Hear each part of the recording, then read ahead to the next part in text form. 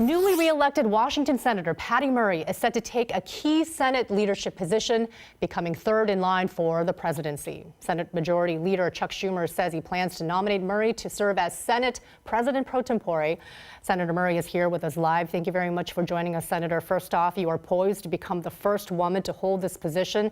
It comes as Nancy Pelosi, the first female Speaker of the House, just announced she is stepping down. How would you approach your potential new leadership role in the U.S. Senate? Well, first of all, I'm so honored to be serving in this position in the new year, having an opportunity always to bring Washington State to every single table I'm on, to being a role model for young girls around the country, that you can work hard and be a voice for people around you, and to really bring Washington State priorities to the Senate every single day. So Republicans are on their way to securing a majority in the U.S. House. This could challenge some of President Biden's agenda. Also, the Democrats codifying abortion rights, for example, has been a priority among Democrats. How are you foreseeing the next session to look like? Well, I have worked in many Congresses where either party has controlled different houses, and I always look across the aisle to find people that I can work with. I will do the same in the coming years. We have a lot of priorities. Childcare continues to be an issue. Housing, a lot of the priorities of Washington State that we care deeply about, wildfires that you were just talking about, to making sure we have stability for our salmon runs.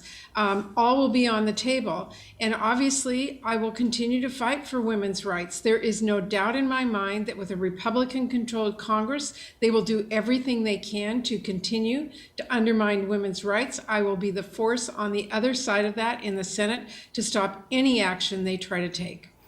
I do want to revisit, Senator, the news we got from House Speaker Pelosi. What are your thoughts on this announcement? What are people saying? I mean, this has been a long time that she has served in the U.S. House. What are your insights? Look, I have had the opportunity to work with Speaker Pelosi on many issues, and she and I share many of the same causes, whether it's working family issues like childcare, making sure that we have the protections families need, reproductive rights.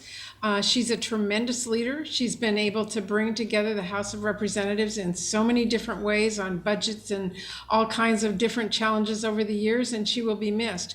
But I think she has set herself up as how we can conduct ourselves in Congress to make sure we're always working hard for the people we represent.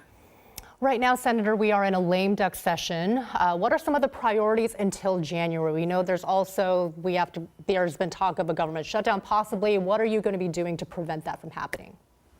Well, that's a really good question. And oftentimes you have an election and people think things change immediately in Congress. They don't. The new changes happen in January. So for the next 4 weeks, we have to get the work done of this Congress, which includes making sure that we fund government and all the agencies that we're in charge of, and make sure that government continues to function. That is a major priority. We need to pass a national defense authorization bill. And in the Senate right now, we are working to pass a bill to protect equality for marriage for same-sex couples.